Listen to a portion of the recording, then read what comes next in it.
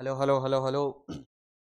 Hello बच्चों, कैसे हैं आप लोग। मेरा नाम है अजय और हमारे इस यूट्यूब चैनल में आपका स्वागत है। लास्ट लेक्चर में अपन ने इलेक्ट्रिक फील्ड के बारे में पढ़ा था ना।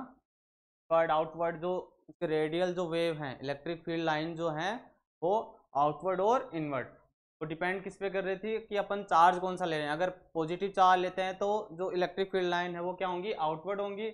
अगर अपन नेगेटिव चार्ज लेते हैं अकॉर्डिंग टू जो अपन ने क्या लिया था, टेस्ट चार्ज लिया था, तो उसके कारण जो अपने को जो इलेक्ट्रिक फील्ड लाइन है वो क्यों हम एक तरीके से कहाँ मिलेंगी, इनवर्ड में मिलेंगी, रेड वाली। ठीक है। फिर कई बातें अपन ने कर ली थी इलेक्ट्रिक फील्ड के बारे में। आज तो अपना यानी कि काम है वो क्या क्या है, एक तरीके से भी न्यूमेरिकल हैं। अभी तक अपन ने जितना पढ़ लिया तो मतलब अपनी जो कंटेंट है, जो अपन ने जो पढ़ा है उससे कई न्यूमेरिकल तो बनेंगे और कई मैंने साथ साथ भी करवा दिया आपको। आप अपने तो लास्ट जो वीडियो है उनमें देख सकते हो, अगर आप लिख रहे हो तो अपने नोट्स में। ठीक है। तो आज की क्लास स्टार्ट करते हैं अपन न्यूमेरिकल के साथ। तो चलिए फिर शुरू करते हैं। ठीक है, आइए। तो आपका वेलकम हो ही गया, तो पढ़ते हैं आगे। तो ये आपकी एनसीईआरटी बुक है। ठीक है, मैं यही लेके चल रहा हूँ कि आपको पता रहेगी चल क्या रहा है ना। तो क्या है, फर्स्ट पेज है electric charges and field. Introduction में इसमें रबरिंग बता रहा था, अपन ने किया था ना कि अगर दो वस्तुएं हैं तो उनको अपन चार्जिंग कैसे कर सकते हैं। इस तरीके से जो मैंने बताया था, फ्रिक्शन, इंसुलेटर, मतलब या तो डायरेक्ट कनेक्ट या विदाउट कनेक्ट या फ्रिक्शन, है ना। तीन तरीके से अपन ने चीज़ें सीखी थी, तो ये सब कुछ इसमें बता रखा है इंट्रोडक्शन में। तो अपन ने इसकी बात कर ली थी। उसके बाद में ये देखो, ये ग्लास रोड है, प्लास्टिक रोड है, फिर दूसरी रोड यानी पास में लेके आए तो जो आवेश हैं वो दूसरी रोड में ले गए। ठीक है, निर्वाण हो गए। सारी बातें क्या हैं, अपन ने कर ली थी। Basic property of electric charge ये भी अपन ने कर लिया था। ठीक है, मैं आपको थोड़ा सा और बड़ा करके दिखा देता हूँ, तो आपको ध्यान में रहेगी। हाँ, ये अपन ने पढ़ लिया था। ठीक है।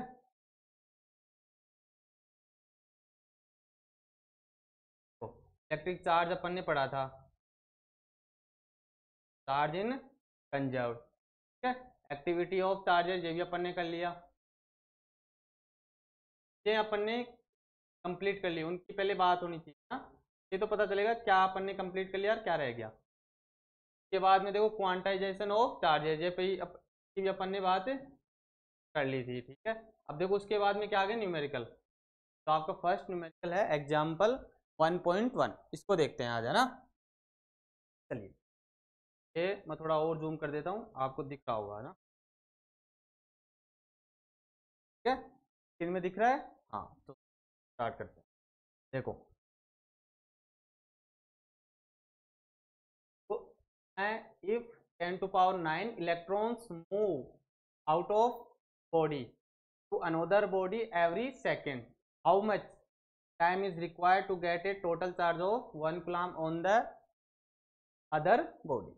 मतलब एक सेकंड में, एवरी सेकंड 10 की पावर 9, 10 to power 9 इलेक्ट्रॉन्स दूसरी बॉडी में क्या हो रहे हैं, जा रहे हैं। ठीक है।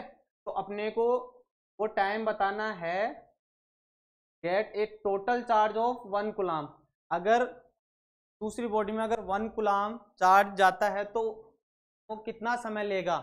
अगर एक बॉडी से दूसरी बॉडी में अगर 1 कूलम्ब चार्ज अपन किसी बॉडी में ट्राई करेंगे या भेजेंगे, सेंड करेंगे अपन, तो अपने को कितना समय लगेगा, ये क्वेश्चन को अपने को पूछ रहा है। ठीक है। तो आपको पता है कि जो कूलाम है वो चार्ज की सबसे बड़ी यूनिट होती है और सबसे यूनिट होती है इलेक्ट्रॉन। ठीक है। तो बात करते हैं, पता चल गया अपने को निकालना है, क्या है, टाइम निकालना है। के लिए एक कूलाम चार्ज के लिए अगर अदर बॉडी में वो एक कूलाम चार्ज आता है तो वो कितना समय लेगा। ठीक है। तो देखो यहाँ पे बात कर लेते हैं। देखो 1.6 10 to power -90 कूलाम। ठीक है, ये हो गई 1 कूलाम की बात।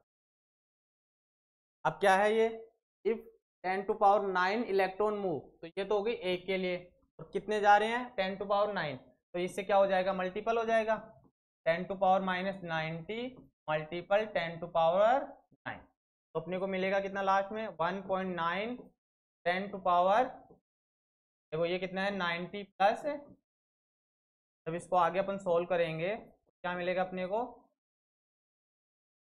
1.6 10 टू पावर 10 कूलाम, कितनी बात हो गई। अब अपने को क्या निकालना है, 1 कूलाम के लिए, 1 कूलाम के लिए कितना समय लगेगा, तो देखो अगर 1 कूलाम के लिए अगर अपन निकालें, ठीक है, चलो इसको देखो,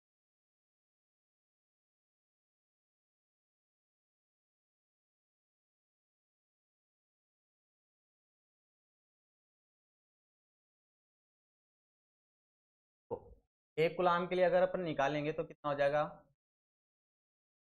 1 पॉइंट, तो क्या है 1 कूलाम, और अभी जो अपन ने निकाला है वो उसका क्या लग जाएगा, डिवाइड अपन कर देंगे, दो वैल्यू अपने पास आएगी 6.5 10 टू पावर कितनी है इसमें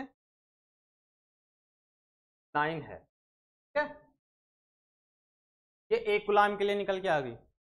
अब अपने को क्या निकालना है, टाइम निकालना है, टाइम कैसे निकालेंगे, ये तो हो गया 1 कूलाम के लिए कितना चार्ज आएगा, अब समय कितना लगेगा, तो कितना होता है, दिन कितने होते हैं, अपन 365 डेज लेके चलते हैं, ठीक है, फिर एक दिन में कितने आवर्स होते हैं 24 लिखेंगे अपन, ये हो गई मिनट और ये हो गई सेकंड, क्योंकि तो सेकंड में निकालना है।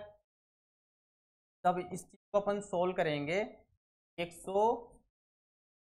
198 ईयर्स के करीब आएगा ना, अप्रोक्स अपन 200 ईयर्स भी कह सकते हैं ना।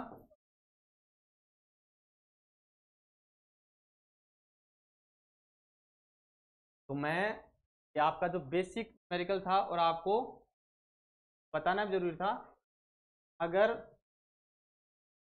1 कूलाम चार्ज है उसको अगर अपन दूसरी बॉडी में यानी कि अगर वो जाएगा तो कितना समय लेगा, कितना लेगा 1.198 ईयर्स, बात हो गई। तो अपन अप्रोक्सीमेट कितना मान लेंगे 200 ईयर्स, ठीक है। अब आप देखते होंगे कि देखो एक चीज मैं आपको रीड करके बताता हूँ, है ना, चलो यहाँ से देखते हैं, the collect a charge of 1 coulomb from body from which, हटा देता हूँ आपको दिख 10 to power 9 electrons move out every second, ये अपन ने निकाल लिया, नीड अप्रोक्सीमेटली कितना हो गया 200 ईयर, तो 1 coulomb is there for a very large unit for many practical purpose. तो ये एक तरीके से क्या हो गई, जो चार्ज की एक बहुत ही लार्ज यूनिट हो गई, और अपने को अगर सबसे स्मॉल यूनिट तो क्या होता है वो इलेक्ट्रॉन होता है, ठीक है। अब इसमें देखो एक और एक क्वेश्चन बनने लायक है, यहाँ से भी क्वेश्चन आ सकता है, तो पूरा करते हैं अपन, however also important to know what is the रफली the number of electrons content in a piece of 1 cube, क्या है सेंटीमीटर ऑफ द मटेरियल, देखो कैसे समझते हैं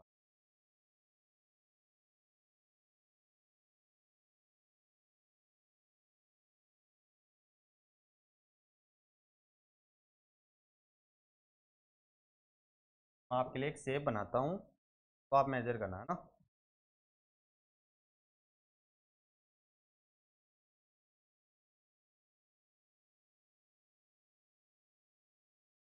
है एक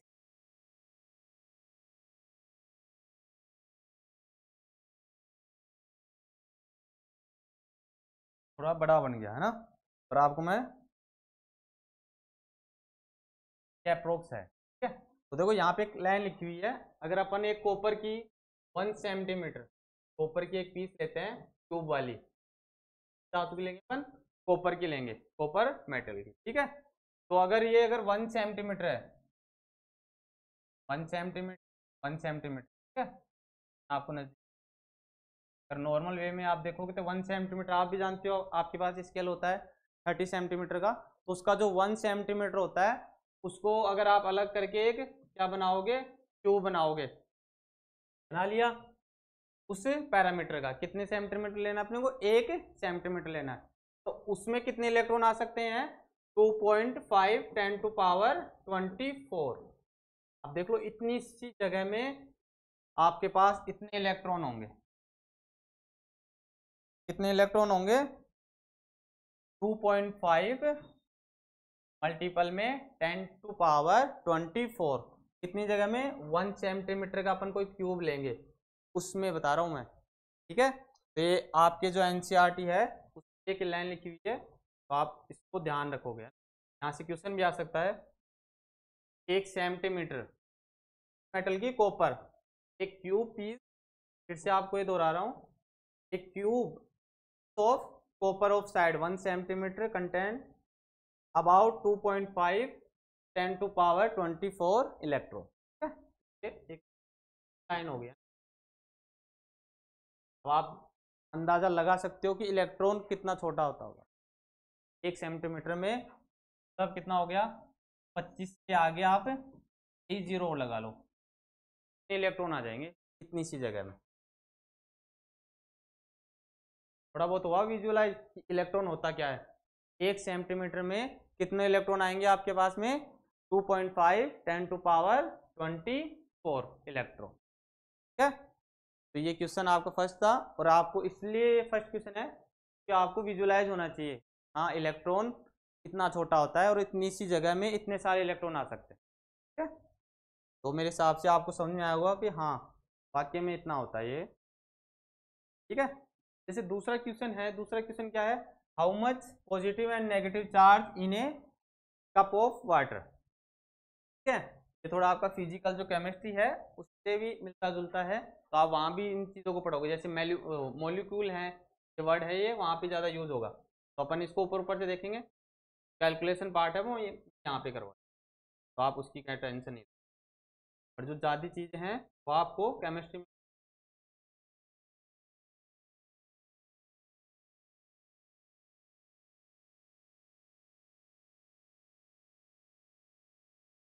बात समझ में आ गई। चलिए दूसरा क्वेश्चन क्या है,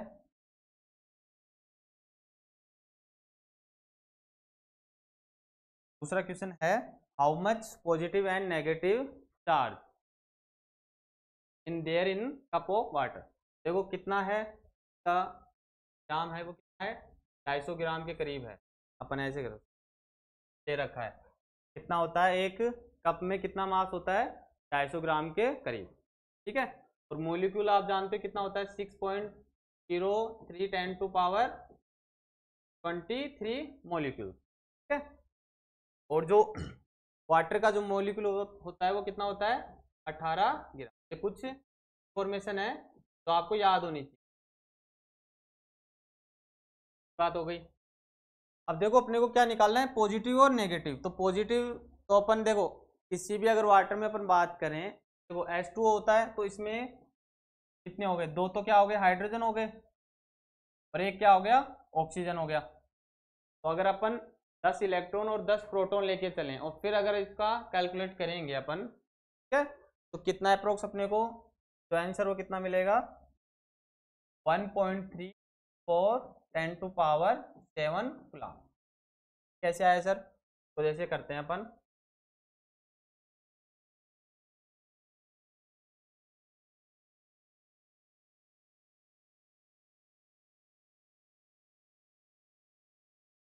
कितना है 2.5, मॉलिक्यूल कितना है 0.20 10⁻23, और जो इलेक्ट्रॉन है उसका कितना होता है 10 × 1.6 10⁻⁻90। जब इसको अपन कैलकुलेट करेंगे तो लास्ट आंसर कितना आएगा, 1.34 10⁻7, ठीक है। दो न्यूमेरिकल हो गए अपने, है ना। उसके बाद में देखो आपको दिख रहा होगा कूलम्ब्स लॉ है, वो भी अपन ने पढ़ लिया है, पढ़ा कि नहीं पढ़ा, तो आपका ये वाला टॉपिक भी है, आगे बढ़ते हैं।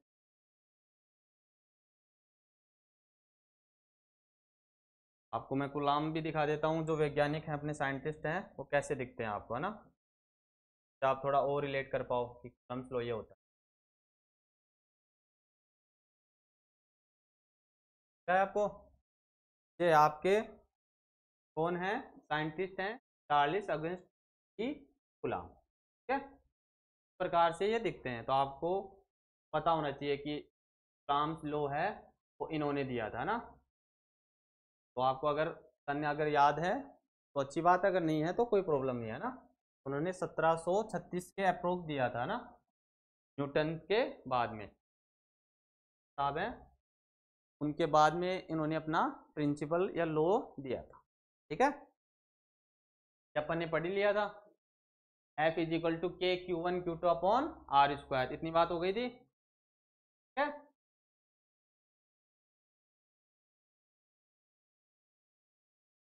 के बाद में देखो अपन ने ये चीजें निकाली थी, R2 minus R1 vector form भी निकाल लिया था, और नॉर्मल जो आपको मैंने बताया था, देखो वैसे ही ये बताने का यही काम था कि आपको पता चल सके हाँ कि सर हम ये चीज़ें पढ़ रहे हैं और ये चीज़ को समझ में आ गई, ठीक है।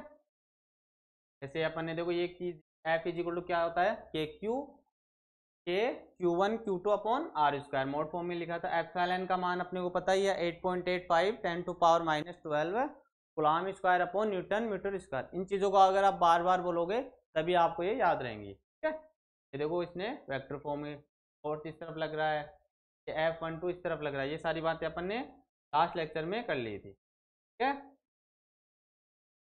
आगे बढ़ते हैं फिर, ठीक है। अब आते हैं इस न्यूमेरिकल पे,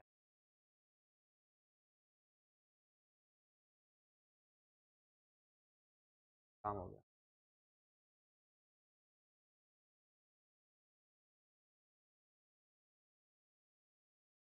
काम फ्लो है, अपन ने वैसे अपन ने कर लिया, देखो लास्ट लेक्चर में इलेक्ट्रोस्टैटिक फोर्स था, अपन ने किया था ना 1 अपॉन में आर स्क्वायर। अगर अपन ग्रेविटेशनल फोर्स की बात करें, 5G के लिए क्या किया था अपन ने कि M1 M2 upon R square. तो इसके अगर इस तरह अपन लिखें तो इस चीज़ को अपन इस प्रकार भी लिख सकते हैं, ठीक है। पर यहाँ पे जो जी का मान होता है वो कितना होता है, 0.7 10 टू पावर माइनस 11 kg, है ना, कितना होता है। और के का जो वैल्यू है वो अपन जानते हैं 9 मल्टीपल में 10 टू पावर 9 कितना होता है, कांस्टेंट है, तो कांस्टेंट के हिसाब से अपन इस निकाल लेते हैं ना, ये मास नहीं है ना। चलो इसको समझ कैसे आया। तो ये देखो यहाँ पे कितना आ जाएगा, इस साइड में जाएगा तो कितना हो जाएगा, न्यूटन मीटर स्क्वायर अपॉन में केजी स्क्वायर। यहाँ पे तो मास है, यहाँ पे क्या हो जाएगा, न्यूटन मीटर स्क्वायर अपॉन में कूलॉम स्क्वायर, ठीक है। तो ये इस प्रकार से चेंज। तो आप देखो इन दोनों में आपको ऐसे पता चल रहा होगा, इसकी वैल्यू ज़्यादा है, ए की वैल्यू अगर ज़्यादा है तो जो इलेक्ट्रोस्टैटिक फोर्स है वो भी ज़्यादा होगा। तो अपन इनको देख के अपन बोल सकते हैं कि जो इलेक्ट्रोस्टैटिक फोर्स है वो स्ट्रोंगर देन किसके से ज़्यादा है, ग्रेविटेशनल फोर्स से। तो ये यहाँ से अपन ने क्या कर लिया, कंपेयर कर लिया। अगर अपन इनकी वैल्यू रख के भी गणना करेंगे तो भी वही मान आएगा, इसकी वैल्यू ज़्यादा आएगी कंपेयर इसके। अगर नहीं है तो आप देखो इनमें भी देख सकते हो, देखो इसने क्या लिया, पहले इलेक्ट्रोस्टैटिक फोर्स लिया फिर ग्रेविटेशनल फोर्स लिया, ठीक है। फिर दोनों का रेशियो इसने निकाल लिया। अपन ने जो लेक्चर है उसमें ये न्यूमेरिकल कर चुके हैं, ठीक है। देखो यहाँ से इनका रेशियो कितना है, 2.4 10 टू पावर 39। और अगर देखो दो केसेस हैं वो भी मैं आपको बता देता हूँ। यहाँ पे ऐसे बोल रहा है compare the stand electron and proton and, पहले तो अपने को क्या निकालना है, compare the stand of the forces by determine the ratio of the magnitude. First अपने को क्या निकालना है इसमें, फर्स्ट और एंड द इलेक्ट्रॉन और प्रोटॉन, मतलब अपने को इलेक्ट्रॉन और प्रोटॉन को साथ लेके चलना है पहले में। तो दूसरे में क्या होना चाहिए, दोनों प्रोटॉन होने चाहिए, तब जो वैल्यू है। तो ये तो किसकी है, ये जो वैल्यू है अपने पास ये प्रोटॉन और न्यूट्रॉन की। कैसे, जैसे प्रोटॉन और न्यूट्रॉन, चार तो सेम सा होता है, ठीक है, मास में थोड़ा डिफरेंस होता है, वो भी अप्रोक्सीमेट। आगे बढ़ते हैं, दूसरा कौन सा है, अगर दोनों क्या हो, प्रोटॉन हो, तो अपन ने दोनों भी प्रोटॉन लेके तो तब वैल्यू आ गई, ठीक है। तो अपन पढ़ते हैं क्या है। तो however it may mention here that the sign of the two forces are different, है, और two proton and gravitational forces attractive in nature. आप जानते हो, ये मैंने बता रखा है, ग्रेविटेशनल फोर्स है वो अट्रैक्टिव होते हैं, ठीक है, और जो इलेक्ट्रोस्टैटिक फोर्स हैं वो क्या होते हैं, अट्रैक्टिव भी होते हैं और पल्सिव भी होते हैं, ठीक है। तो वो दोनों नेचर रखते हैं, और जो ग्रेविटेशनल फोर्स है वो ओनली अट्रैक्टिव फोर्स होता है। यहाँ तक अपन ने कर लिया। Nature the coulomb force is repulsive, the actually value of this forces between two proton inside a nuclear between, ये इसने वैल्यू निकाल ली। ये मैं इसलिए करवा रहा हूँ कि अपन ने कर चुके हैं ना एग्जाम्पल भी। देखो इसमें लास्ट जो लाइन है देखो जो मैंने अभी बताई है वही है, क्या है, two forces shown the electric forces are in normal stronger than gravitational force. तो किससे ज्यादा है, ग्रेविटेशनल फोर्स से ज्यादा है। कौन सा फोर्स, इलेक्ट्रोस्टैटिक फोर्स। आते समझ क्या हो रहा है।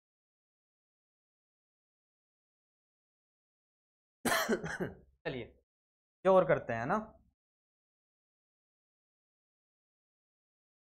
तो आप एक बार देखेंगे। तो चलो दूसरा पार्ट में समझा देता हूँ, दूसरा पार्ट तो और भी इजी, चलो इसको कर, ये भी न्यूमेरिकल है, अपन ने एक बार जरूर इसको देख चुके हैं ना, घबराने की जरूरत नहीं। अगर फिर भी जैसे किसी बच्चे को नहीं आता या किसी स्टूडेंट को कि हाँ सर मेरे को यहाँ डाउट है, तो हमारे कमेंट बॉक्स में आप जाकर वहाँ पे अपनी जो भी प्रॉब्लम है वो बता दे, है ना, तो उसका जरूर अपन आंसर करेंगे, ठीक है। चलिए जो दूसरा है वो क्या है, estimate the acceleration of electron and the proton due to the electrical force of their mutual interaction strength. ये देखो वैल्यू लिख रखी है, अंगस्ट्रॉन की कितनी होती है, 10⁻⁻10। मास ऑफ इलेक्ट्रॉन कितना होता है, 9.1 इंटू 10⁻31, और मास ऑफ प्रोटॉन कितना होता है, 1.67 10⁻27। ओके, अब देखो यहाँ से देख, एफ का मान इसने निकाल लिया, एफ का मान अपन भी निकाल सकते हैं। देखो इसने जैसे यहाँ तक आ गया, ये F is equal to, F is equal to क्या होता है यहाँ पे, जैसे ई स्क्वायर अपॉन में क्या है, 4πε0 इंटू आर स्क्वायर, ठीक है, ये बात निकाल ली। तो कितना आ गया इसमें लास्ट में, तो इसका फोर्स है वो कितना आ गया, 2.10⁻, तो काम की बात है वो मैं आपको बता रहा हूँ, है ना। तो यहाँ तक तो आंसर आ जाएगा, आप निकाल भी लोगे, ठीक है। अब देखो एफ इज इक्वल टू क्या होता है, एम ए, अपने को एक्सीलरेशन निकालना है, तो इस अपन किसका भाग देंगे, एम का। तो एम कितना है अपने पास, फोर्स कितना है, 2.3 10⁻18 अपॉन मास कितना है, 9.1 इंटू 10⁻31। जब अपन डिवाइड देंगे तो कितना आएगा, 2.5 10⁻20 मीटर पर सेकंड। फिजिक्स में ये जरूर फायदा होता है, अगर आप एक्सीलरेशन की बात कर रहे हो तो यूनिट आपको देने की जरूरत नहीं, सीधा आपको याद है मीटर पर सेकंड स्क्वायर, तो कहीं पे भी आप पढ़ोगे तो यही आएगा, ठीक है। ये आपको ये बदलते नहीं है, ठीक है। अगर आप इंडिया में पढ़ रहे हो, अगर कोई लंदन में पढ़ रहा है तो यूनिट सेम रहेगी, ठीक है, बात हो गई। चलिए मैं ये बात बता दी। अगर अपने को प्रोटॉन के लिए निकालना है तो प्रोटॉन का क्या अपन क्या कर देंगे, मास कर देंगे, क्या कर देंगे, भाग दे देंगे इसी 27। तब इसके अपन डिवाइड करेंगे तो कितना आ जाएगा, ये तो किसके लिए आ गया, मास ऑफ प्रोटॉन। अगर एक्सीलरेशन की अब अपन बात करें, the value for acceleration of the proton, इसको ऐसे बोल सकते हैं ना। और जो वो वैल्यू थी वो क्या थी, the value of acceleration of the electron, ठीक है। ये दो चीजें इसमें को निकालना था। एफ की वैल्यू आने के बाद में अपने को एफ इज इक्वल टू क्या होता है, M A is equal to, A क्या होता है एक्सीलरेशन, तो एफ अपॉन एम, एफ की वैल्यू अपने को पता ही है कितनी है, 2.3 10 टू पावर माइनस। अगर अपन किसकी बात करें, इलेक्ट्रॉन के लिए निकालें, तो इलेक्ट्रॉन का जो मास है उसका क्या लग जाएगा, डिवाइड हो जाएगा। अगर अपन किसकी बात करें, प्रोटॉन की, तो प्रोटॉन का जो मास है उसमें लग जाएगा डिवाइड। बस इतनी बात थी। 20 बात हो गई। अब मैं आपको एक अच्छा सा न्यूमेरिकल देता हूँ, आप इसको देख के थोड़ी देर आप सोचें कि अपन बात करेंगे कंसेप्ट और जो न्यूमेरिकल है वो मैं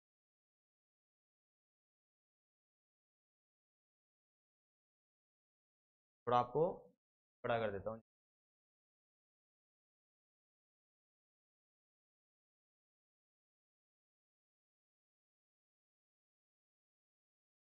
देखिए इसको और सोचिए क्या होगा। पानी पीता हूँ, ठीक है।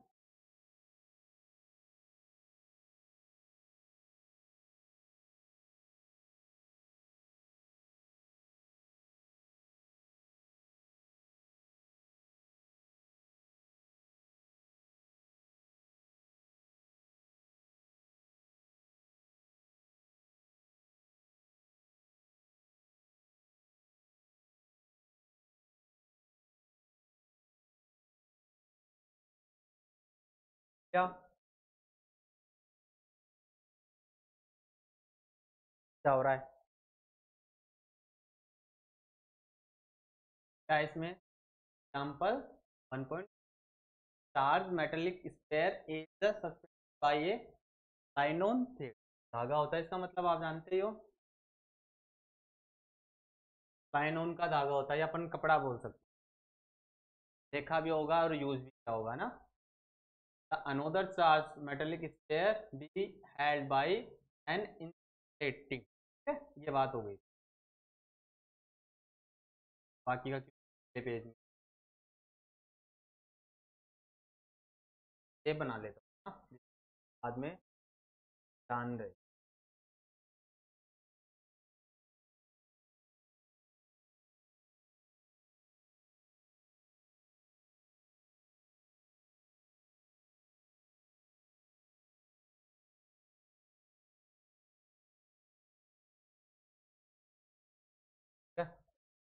क्या था सिर्फ,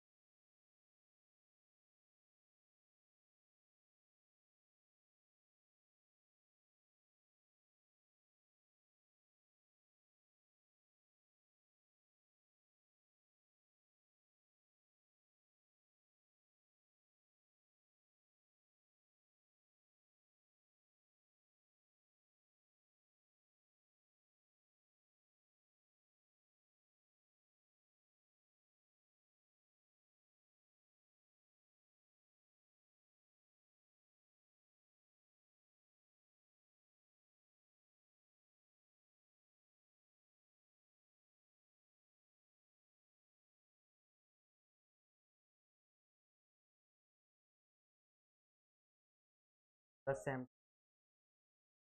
ठीक है।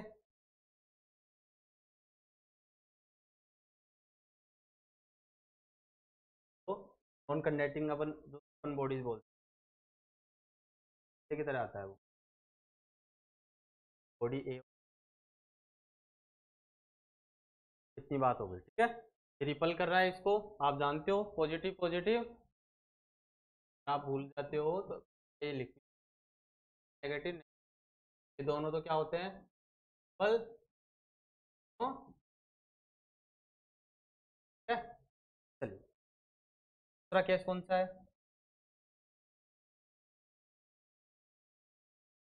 दूसरा केस है, अगर अपन कि अपने पास कोई नॉन बॉडी है, मतलब उसमें कोई अभी के लिए चार्ज नहीं है, पर इसके पास अगर अपन लेके जाते हैं ए के पास में, ठीक है, के पास में, ए के पास में अगर इसको लेके जाते हैं, जैसे आपके डायग्राम में है, मैं अकॉर्डिंग उसकी की बता रहा हूँ ना।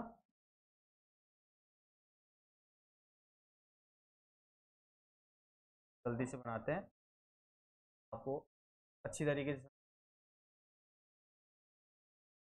आप भी इसको जानते समझ।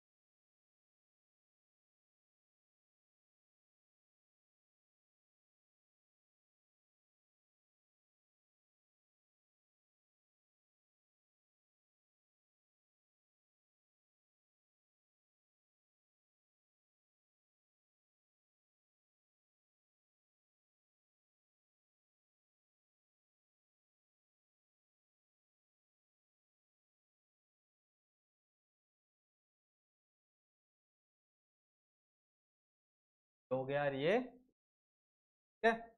2 प्लस थे, 2 प्लस इसको, ठीक है। क्योंकि अगर अपन बॉडी पास में लेके जाते हैं तो चार्ज क्या हो जाता है, जाने लग जाता है, ठीक है। अगला केस कौन सा था, अपन इंस्टेंट वाल को लेके जाए अपन, 2 प्लस थे, समझाने के लिए है ना। आप बोलो सर ज़्यादा क्यों नहीं लिया, ये भी ज़्यादा यूज़ करते, इस समझाने के लिए था। क्या थी,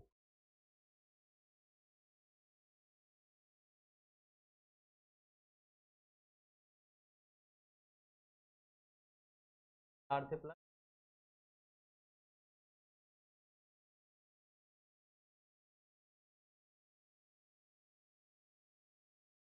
सर 1 प्लस, बात हो गई। ये अपने दिखता नहीं है डायरेक्ट।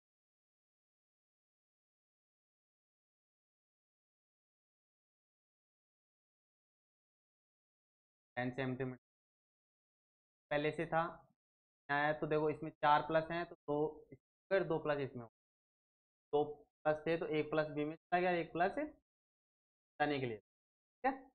जब ए अपन बाहर लेंगे तो कितने 2 हो गए, जब बी को अपन उठाएंगे तो देखो चार्ज कितना था, आधा। अगर अपन इसमें माने नया चार्ज कितना हो गया, 2/2, तो 2 की जगह 1 आ रहा है तो आधा हो गया। ऐसे अगर अपन इस चार्ज को, शायद कितने 4 थे, क्या हो गया 2/2। बातें समझ में आ रही है, आधा क्यों बोल रहा हूँ, हाफ हो गए ना, 4 की जगह कितने 2 हो गए, तो इसके पास भी कितना हाफ हो गया और इसके पास भी कितना हो गया, हाफ हो गया। और देखो जो डिस्टेंस थी 10 सेंटीमीटर थी, अब कितनी हो गई, वो भी हाफ हो गई, r/2, ठीक है। कितनी हो गई, r/, ठीक है।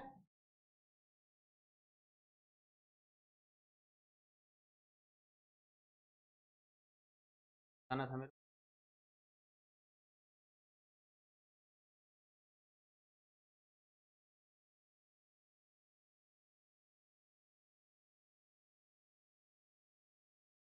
ठीक है? ये तो सारी कंडीशन है वो अपन ने लिख लिया, तो पढ़ने की अगर आपको अगर जरूरत है तो आप पढ़ सकते हैं, हाँ। क्या है, हैंडल रोज अपन पास लेके आते हैं तो डिस्टेंस आधी हो गई, चार्ज आधा हो गया, हाफ हो गया, वगैरह वगैरह, ठीक। जब अपन सॉल्यूशन करेंगे तो देखो नॉर्मल फॉर्मूला अपने पास यही होता है, के 1 डैश और क्या हो जाएगा r², बात यही है, ठीक है। जब एफ डैश अपन निकालेंगे तो क्या हो जाएगा, के ऐसे कैसे कॉन्स्टेंट है, टू, ये भी क्या हो जाएगा q/2, अपन 2 चार लेके चले ना ए और बी, ये भी आधा हो गया, s/2 ये भी आधा हो गया, और जो डिस्टेंस थी वो भी कितनी हो गई, आधी हो गई। तो अपने को ये बताना था ओवरऑल कि अगर अपन इतनी सारी चीज़ें करें तो फोर्स पे कुछ इफेक्ट होगा कि या उन पे ज़्यादा फोर्स लगेगा, तो वही चीज़ अपने को निकाल के दिखानी है, ठीक है। तो ये कितनी हो गई, डिस्टेंस भी आधा होगा। जब ये अगर अब इस सोल्व करेंगे तो कितना आ जाएगा, के 2 q डैश, ये कितना आ जाएगा 2 और 2 कितना आ जाएगा 4 हो जाएगा। और ये देखो r/2 का होल स्क्वायर है, तो r/2 का होल स्क्वायर होता है r², और 4 कहाँ चला जाएगा ऊपर, 4 से 4 कैंसिल हो जाएगा, तो F dash is equal dash upon r², वो बराबर आ गया एफ के बराबर, ठीक है। तो देखो यहाँ पे एक लाइन लिखी हुई है आपके लिए, क्या है, the electrostatic force on a due tense alternated, मतलब चेंज नहीं होता, वो ही लग रहा है। एफ का मान क्या आ रहा है तरीके से, न्यूमेरिकल हो गए यहाँ पे 1.4 तक आ गया, अपन आ चुके हैं ना, ठीक है। आज के लिए इतना रखते हैं अपन।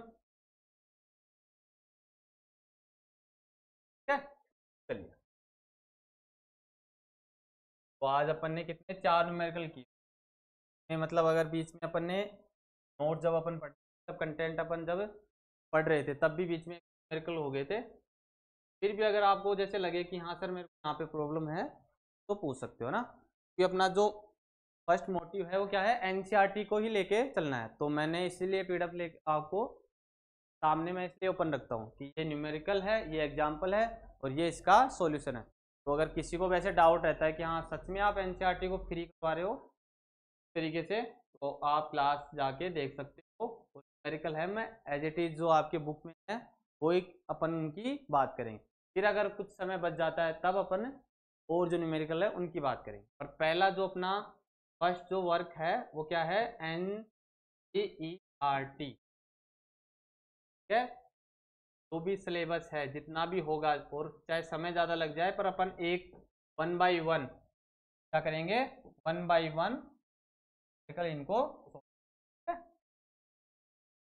किसी भी स्टूडेंट को ऐसी प्रॉब्लम नहीं आए कि सर ये वाला नहीं आया, तो अपन सारों की बात कर लेंगे। ठीक है, जिसको जो चाहिए वो वीडियो ओपन करके देख सकता है। ठीक है, तो आज के लिए अपन इतना ही रखते हैं। ठीक है, चलिए, और कंटेंट तो है ही, तो आप अपने जो साथ के जो स्टूडेंट हैं उनको बताएं, है ना। तो लाइक सब्सक्राइब आप कर ही रहे हैं। ठीक है, चलिए, तो आज के लिए इतना रखते हैं। तो धन्यवाद। ठीक है, राधे राधे।